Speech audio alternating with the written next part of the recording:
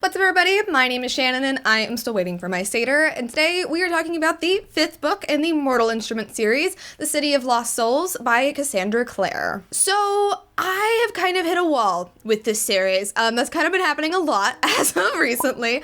So I liked the first 3 Mortal Instruments, like, fine enough. Like, they were fine. I could see the hype. I understood it. They were entertaining, to say the least. I got to the 4th book and I was like, why? Why are we still going? I don't understand what's happening. It was getting kind of boring. City of Lost Souls was very hard to get through. It is a pretty long audiobook. It was about 18 hours, which is longer than the other ones, and it just was so boring. It was so repetitive. I honestly don't understand why they've been padded out. I say I don't understand, but I do understand. They've been padded out because Cassandra Clare is really doing a lot with, like, her characters. She is giving you a lot of glimpses into, like, Alec and Magnus and Clary and Jace, which is, you know, what everybody's here for. But when it comes to the plot, like, the plot never kicks in until, like, maybe the last 2 hours. It's just kind of ridiculous that there is so much book and there's so much just not happening.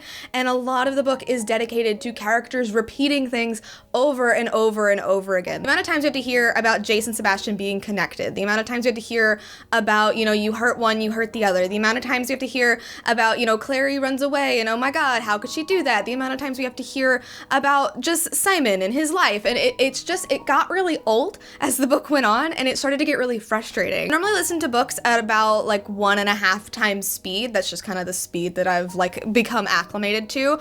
By the end of this book, I was listening at 2.5 times speed because it just was so repetitive, nothing was happening, and I was just ready to get on with it. I was really ready to be done with it.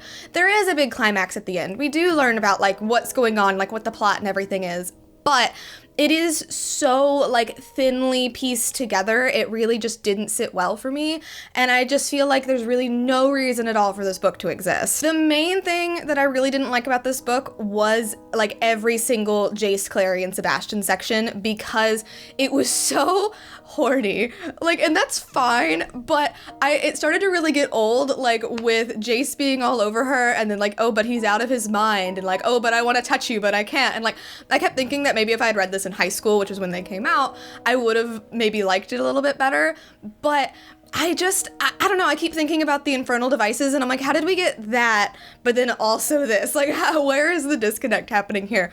I also don't like that we have the incest being reintroduced once again. Just like, you know, I was kind of waiting. I knew that there was going to be more incest, and I just wasn't expecting it to be so quite blatant and so quite on the nose as it is in this book. I don't know. I honestly don't know how I'm gonna get through the last one in the series. I want to read it because I've already come this far.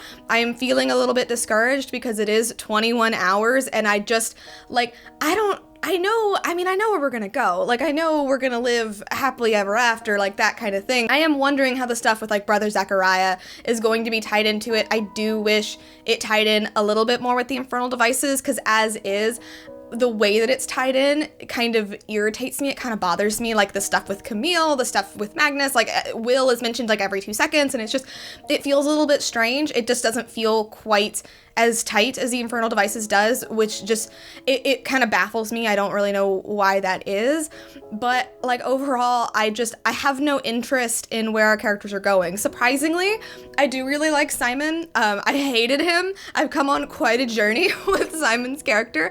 I also like where Isabel's being taken. I do think that she has gotten a lot more development. She feels like a lot more realistic character, which is really great, but there's just so much going on with these books, and the plot just really isn't quite there, and overall it's just very frustrating. So, like, right now, my opinion of the Mortal Instruments is that I don't really recommend it as a series, like, at all. I would say if you want to read it, I would just read the first 3 and don't read the back 3, because right now I still don't know why they exist. I still don't really know, like, what the point is, and honestly, I'm not expecting to when I get to the last one. So I am giving this book a D+. I am really dreading the next one. We're just gonna have to see how it goes. But anyway, thank you guys so much for watching this video. If you liked it, be sure to hit that like button down below, and don't forget to subscribe so you can talk books with me every week. That is everything I got for today, and I will see you guys next time. Bye!